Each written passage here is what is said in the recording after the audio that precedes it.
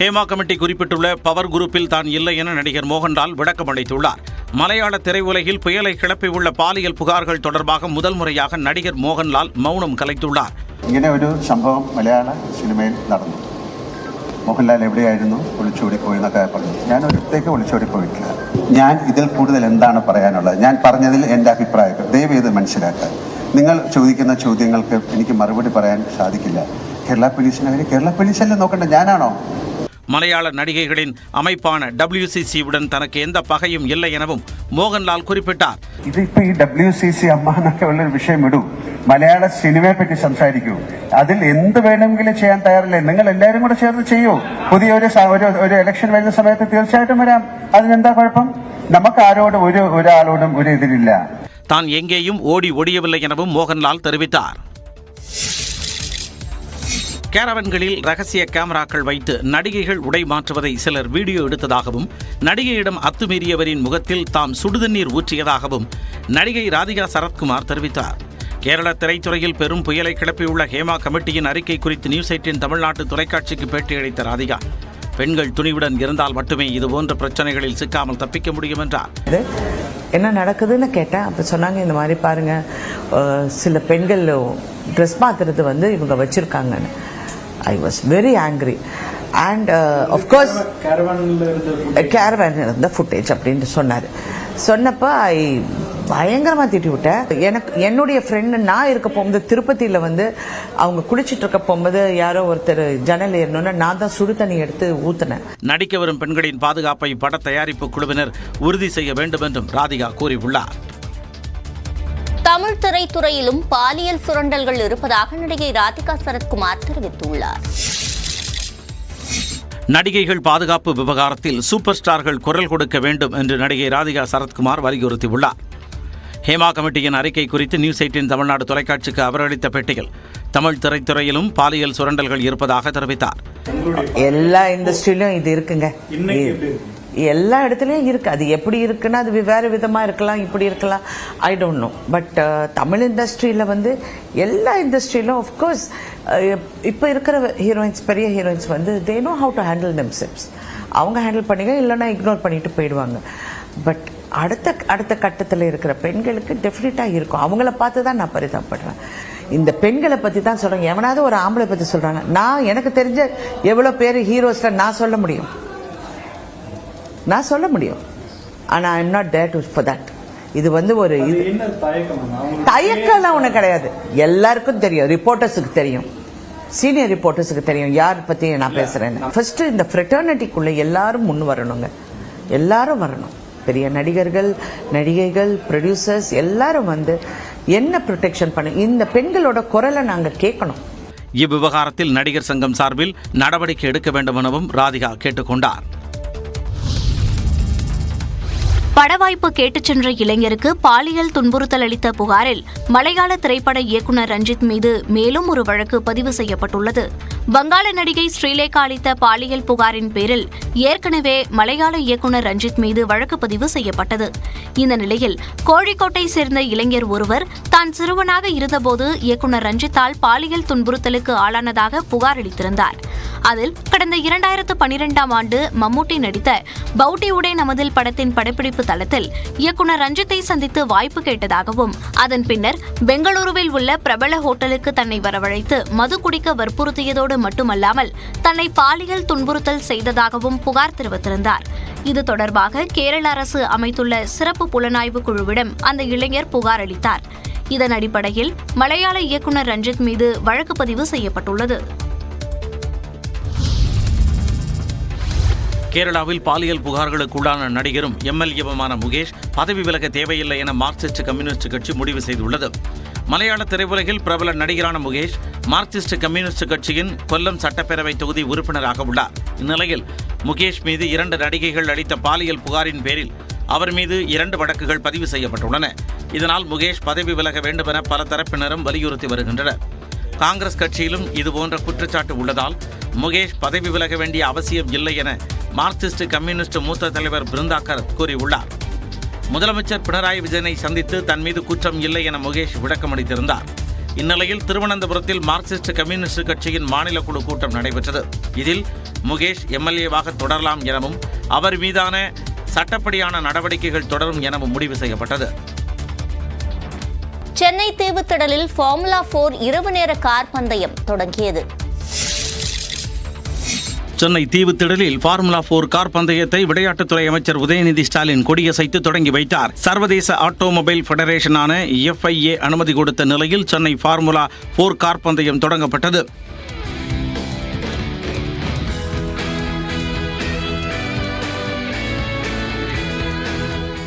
FIA அனுமதி பெறுவதற்கு தாமதமானதால் முதல் நாள் போட்டிகள் திட்டமிட்டபடி நடைபெறாமல் பயிற்சி போட்டிகள் மட்டும் நடத்தப்பட்டன.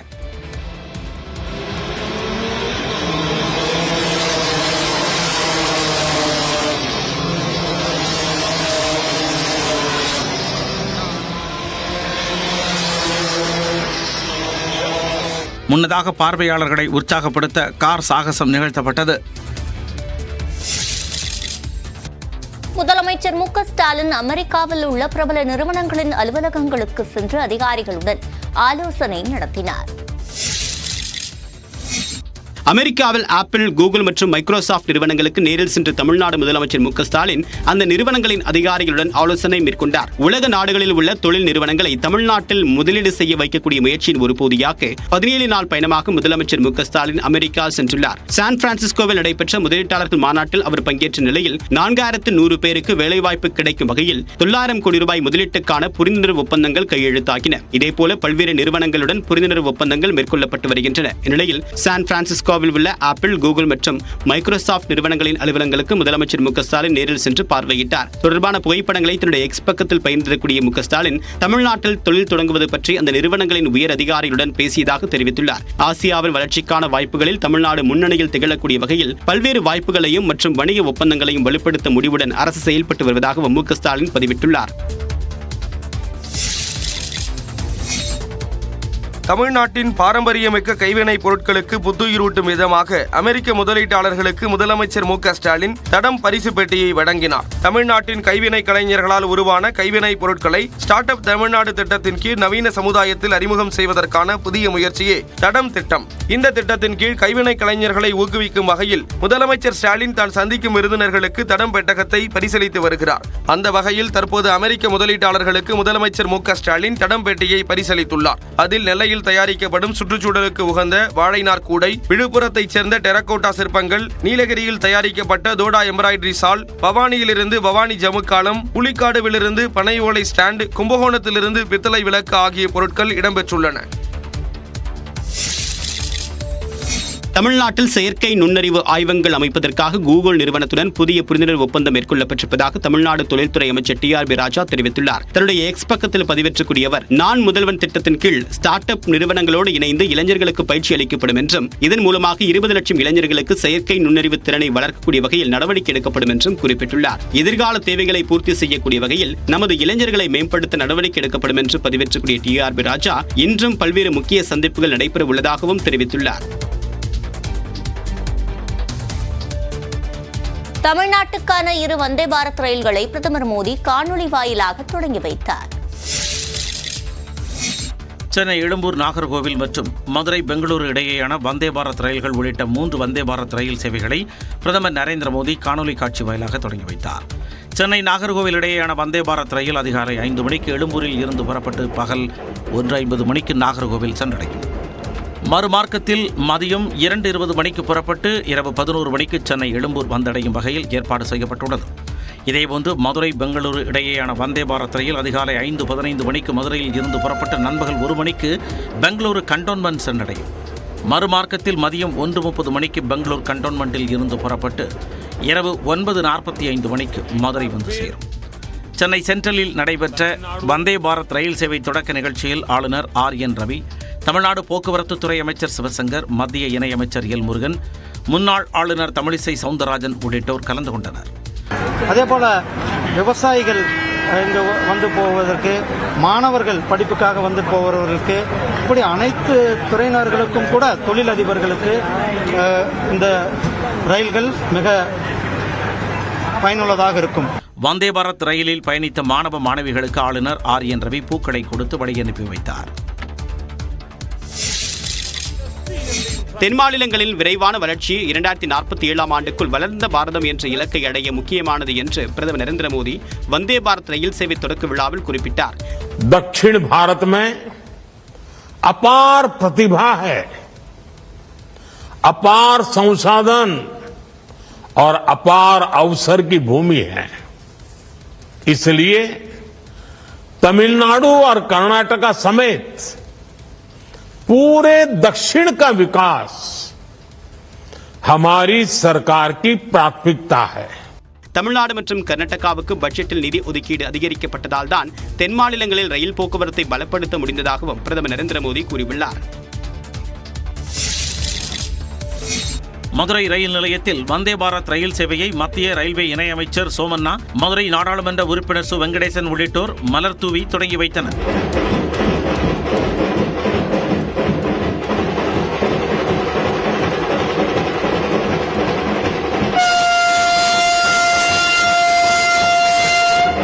முதல் நாளன்று மதுரையில் இருந்து திருச்சி வரை ரயில்வே பள்ளியில் பயிலக்கூடிய மாணவர்கள் பயணித்து மகிழ்ந்தனர். வந்தே பாரத் ரயிலில் பயணித்தது மகிழ்ச்சி அளிப்பதாக அவர்கள் தெரிவித்தனர். ரொம்ப நல்லா இருக்கு, நாங்க எதிர்பாராத மாதிரி இருக்கு. இது விட்டவங்களுக்கு ரொம்ப தேங்க்ஸ்.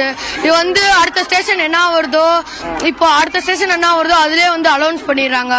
இப்போ சாப்பாடு மற்றபடி எல்லாமே கொடுத்துடுறாங்க, அவங்களே கொடுத்துடுறாங்க. இப்போ ஏரோப்ளேன்ல போற ஃப்ரீடிங் இதுல இருக்கு. ஃபிளைட்ல போயிட்டு புக் பண்ணி டிக்கெட்ஸ் எல்லாம் கஷ்டப்பட்டு இந்த ட்ரெயின் மூலியமா நிறைய பேர் வயசானவங்களும் சரி, குட்டீஸ்ல இருந்து எல்லாருமே சரி ரொம்ப ஹாப்பியா இருக்காங்க. அதே போல நாங்களும் ரொம்ப ஹாப்பியா இருக்கோம். ஸ்டூடெண்ட்ஸ் எல்லாருமே ரொம்ப ப்ரௌடாவும் இருக்கு, ஹாப்பியா இருக்கு. வந்தே பாரத் நல்ல safety, limited stops, time duration, travel பண்றது ரொம்ப கம்மி, வைஃபை கனெக்ஷனு, அப்புறம் ஜிபிஎஸ் எல்லாமே இருக்கு. மதுரையில் அதிகாலை 5:15 மணிக்கு புறப்படும் வந்தே பாரத் ரயில் நண்பகல் 1 மணிக்கு பெங்களூரு கண்டோன்மென்ட் சென்றது. ஹரியானா தேர்தல் தேதி அக்டோபர் 5ஆம் தேதிக்கு மாற்றப்பட்டுள்ளது.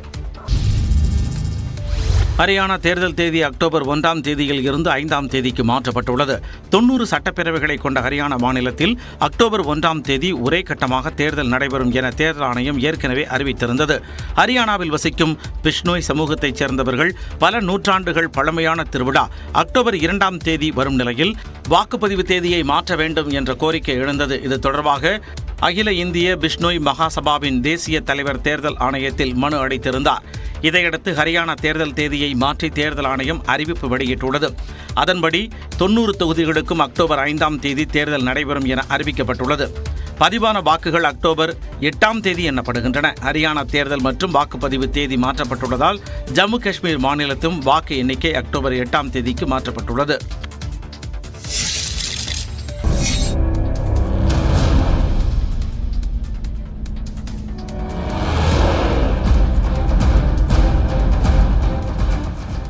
மாட்டிறைச்சி வைத்திருந்ததாக ஓடும் ரயிலில் முதியவரை சக பயணிகள் சரமாரியாக தாக்கிய இந்த காட்சி அதிர்ச்சியை ஏற்படுத்தியுள்ளது. மகாராஷ்டிரா மாநிலம் நாசிக் மாவட்டத்தில் இருந்து கல்யாண் நகருக்கு ஹாஜி அஸ்ரப் என்ற முதியவர் ரயிலில் பயணித்தார். அப்போது அவர் வைத்திருந்த பிளாஸ்டிக் ஜாடியில் இறைச்சி துண்டுகள் இருந்ததாக தெரிகிறது. இதனை கண்ட சக பயணிகள் சிலர் அவர் வைத்திருந்தது மாட்டிறைச்சி என்று குற்றம் சாட்டி அவரை தகாத வார்த்தைகளால் திட்டியும் கன்னத்தில் அறைந்தும் தாக்குதலில் ஈடுபட்டனர்.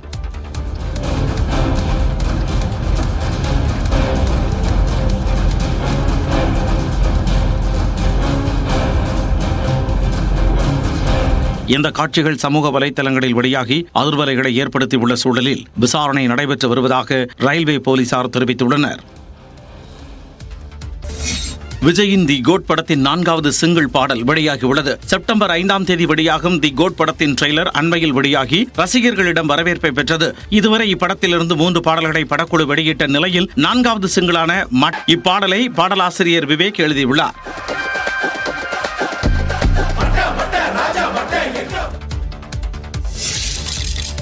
சார், இது சூப்பர் சார், வெரி நைஸ். குறி வச்சா ஏற விழணும். வேட்டையின் திரைப்படத்துக்கான டப்பிங் பணிகளில் நடிகர் ரஜினிகாந்த் மும்முரமாக ஈடுபட்டுள்ளார். ஜெய்பீம் படத்தின் மூலம் கவனம் பெற்ற இயக்குநர் தாசே ஞானவேல் தற்போது நடிகர் ரஜினிகாந்தை வைத்து வேட்டையன் என்கிற படத்தை இயக்கி வருகிறார். இதில் அமிதாப் பச்சன், ஃபஹத் ஃபாசில், ராணா டகுபதி, மஞ்சு வாரியர், ரித்திகா சிங் உள்ளிட்ட பலர் நடிக்கின்றனர்.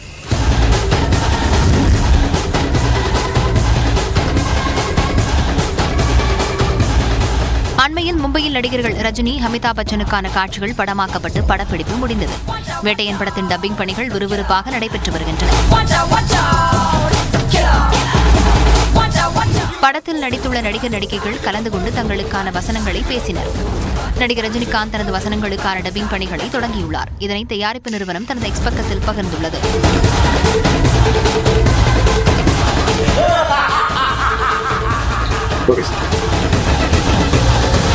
வேட்டையின் திரைப்படம் வரும் அக்டோபர் 10ஆம் தேதி பல்வேறு மொழிகளில் திரையிடப்பட உள்ளது குறிப்பிடத்தக்கது.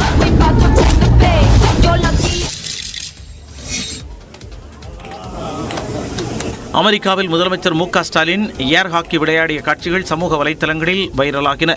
அரசுமுறை பயணமாக அமெரிக்கா சென்றுள்ள முதலமைச்சர் மு க ஸ்டாலின் தமிழ்நாட்டிற்கு தொழில் முதலீடுகளை ஈர்க்கும் பணிகளில் ஈடுபட்டு வருகிறார். இதனிடையே செயற்கை நுண்ணறிவு தொழில்நுட்பத்துடன் முதலமைச்சர் மு க ஸ்டாலின் ஏர் ஹாக்கி விளையாடிய வீடியோ வெளியாகியுள்ளது.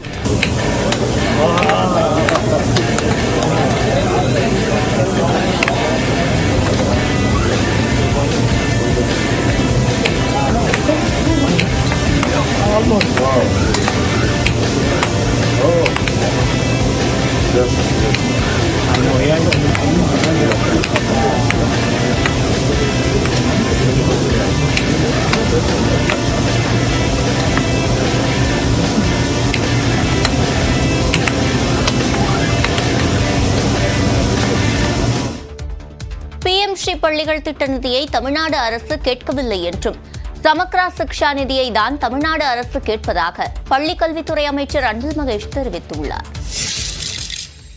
புதிய கல்விக் கொள்கையின் அங்கமான PMC பள்ளி திட்ட நிதியை தமிழ்நாடு அரசு கேட்கவில்லை என்றும் சமக்ர சிக்ஷா நிதியை தான் கோருவதாகவும் பள்ளிக் கல்வித்துறை அமைச்சர் அன்பில் மகேஷ் விளக்கமளித்துள்ளார். நெல்லையில் செய்தியாளர்களிடம் பேசிய அவர், அனைவருக்கும் தரமான கல்வியை வழங்கும் நோக்கில் செயல்படுத்தப்படும் சமக்ர சிக்ஷா திட்டத்தில் கடந்த ஆண்டு நிலுவைத் தொகை 230 கோடி ரூபாய் மற்றும் நடப்பாண்டின் முதல் தவணையான 540 கோடி ரூபாயை மத்திய அரசு விடுவிக்காமல் இருப்பதாக கூறினார். இதனால் தமிழ்நாட்டில் தரமான கல்வி மற்றும் 15,000க்கும் மேற்பட்ட ஆசிரியர்களுக்கு ஊதியம் வழங்குவதில் சிக்கல் ஏற்பட்டுள்ளதாக தெரிவித்தார். சமக்ர சிக்ஷா திட்ட நிதியை வழங்க தேசிய கல்விக் கொள்கையை ஏற்க வேண்டும் என்று நிபந்தனை விதிப்பது வேதனையானது என்றும் அன்பில் மகேஷ் கூறினார். PMCங்கிறது தனி திட்டம், சமகர சிக்ஷாங்கிறது தனி.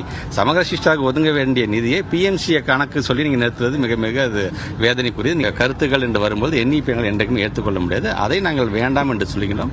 நீங்க சொல்ற மாதிரி தரமான கல்வியை தந்து கொண்டுதான் நாங்களும் இருக்கின்றோம். ஆனால் எங்களுக்கு அது ஏற்புடையதில்லை. எங்களுக்கான PMCக்கான பணத்தை நாங்கள் கேட்கல, சமகர சிக்ஷாக்கான பணத்தை எங்களுக்கு கொடுங்க நாங்கள் கேட்கிறோம். ஒரு திட்டத்திற்காக இவ்வளவு நிதி ஒதுக்கப்பட்டதாக நாடாளுமன்றத்தில் அறிவித்த பிறகு அதற்கு நிபந்தனைகளை விதிப்பது ஏற்புடையது அல்ல என்று கூறினார்.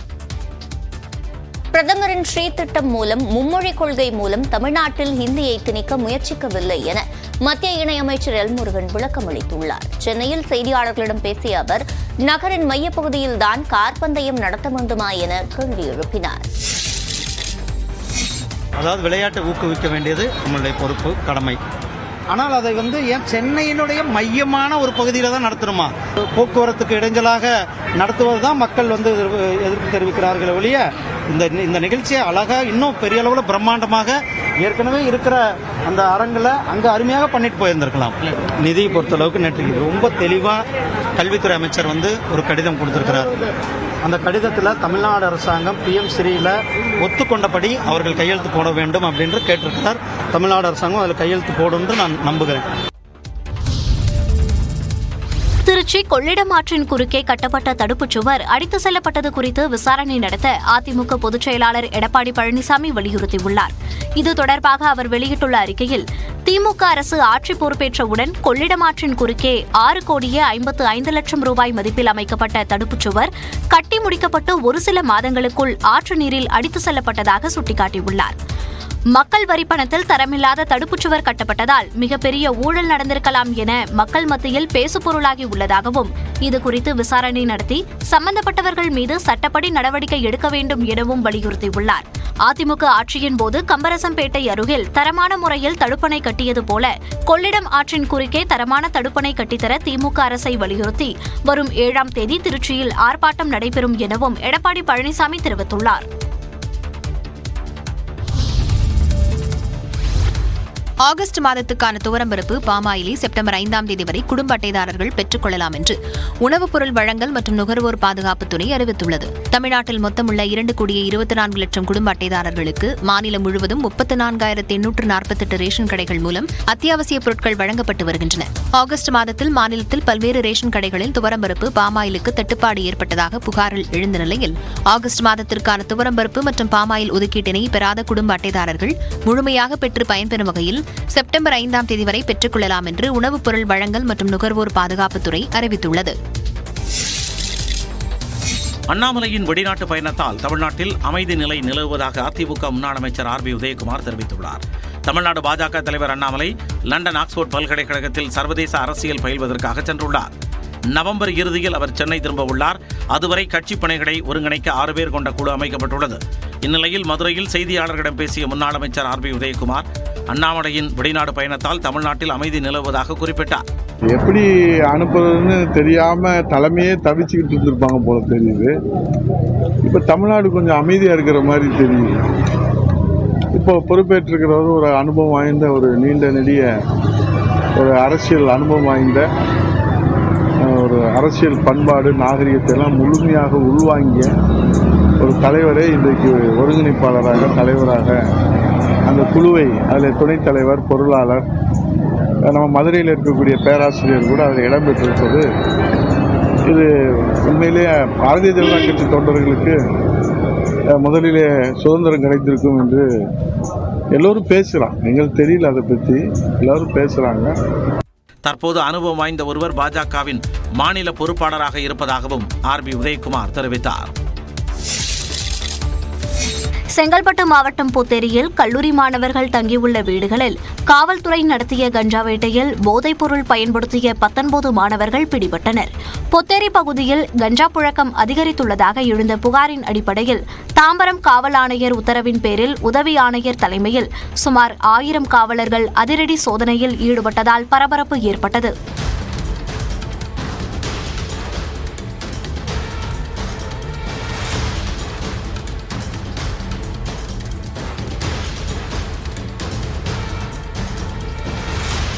இந்த சோதனையில் கஞ்சா பொட்டலம், கஞ்சா சாக்லேட், கஞ்சா எண்ணெய், பாங்கு, ஹூக்கா உள்ளிட்டவை பறிமுதல் செய்யப்பட்டன. போதைப் பொருள் பயன்படுத்திய 19 மாணவர்களை பிடித்து விசாரணை மேற்கொண்டு விவரங்கள் சேகரிக்கப்பட்டதாகவும் மாணவர்களுக்கு கஞ்சா விற்பனை செய்த ரவுடி செல்வமணி கைது செய்யப்பட்டதாகவும் தாம்பரம் மாநகர காவல்துறை வெளியிட்ட செய்திக்குறிப்பில் தெரிவிக்கப்பட்டுள்ளது. நிதி நிறுவன மோசடி புகாரில் கைது செய்யப்பட்ட தேவநாதனை மயிலாப்பூர் அலுவலகத்திற்கு அழைத்து வந்த காவல்துறையினர் விசாரணை மேற்கொண்டனர். அலுவலகத்தில் இருந்து 3 கிலோ தங்கம் பறிமுதல் செய்யப்பட்டுள்ளது. தி மயிலாப்பூர் இந்து பெர்மனன்ட் ஃபண்ட் என்ற நிதி நிறுவனம் நடத்தி 144 முதலீட்டாளர்களிடம் 24 கோடி ரூபாய் மோசடி செய்ததாக அந்நிறுவன இயக்குநரான தேவநாதன் மற்றும் குணசீலன், மகிமைநாதன் ஆகியோரை சென்னை பொருளாதார குற்றப்பிரிவு போலீசார் கைது செய்தனர். இந்நிலையில் மோசடி வழக்கில் கைதான 3 பேரையும் 7 நாள் போலீஸ் காவலில் எடுத்து விசாரிக்க நீதிமன்றம் அனுமதி வழங்கிய நிலையில் அசோக் நகரில் உள்ள பொருளாதார குற்றப்பிரிவு அலுவலகத்திற்கு அழைத்துச் சென்று அவர்களிடம் விசாரணை நடத்தினர். தொடர்ந்து தேவநாதனை மயிலாப்பூர் நிதி நிறுவன அலுவலகத்திற்கு அழைத்து வந்து விசாரணை நடைபெற்றது. அப்போது 3 கிலோ தங்கம், 35 கிலோ வெள்ளிப் பொருட்கள், நிலம் தொடர்பான 15 ஆவணங்கள் உள்ளிட்டவை பறிமுதல் செய்யப்பட்டதாக கூறப்படுகிறது. நீலகிரி மாவட்டம் கூடலூர் அருகே குடியிருப்பு பகுதிக்குள் ஆக்ரோஷமாக நுழைந்த யானையை கண்டு மக்கள் அலறி அடித்து ஓடினர். கூடலூர் கோழிப்பாலம் பகுதியில் யானை ஒன்று திடீரென உலா வந்தது. வேலை முடிந்து வீடுகளுக்கு திரும்பிக் கொண்டிருந்தவர்களை யானை துரத்தியதால் அனைவரும் நாலாபுறமும் அலறி அடித்துக் கொண்டு ஓடினர். இதனால் அங்கு பதற்றம் நிலவியது.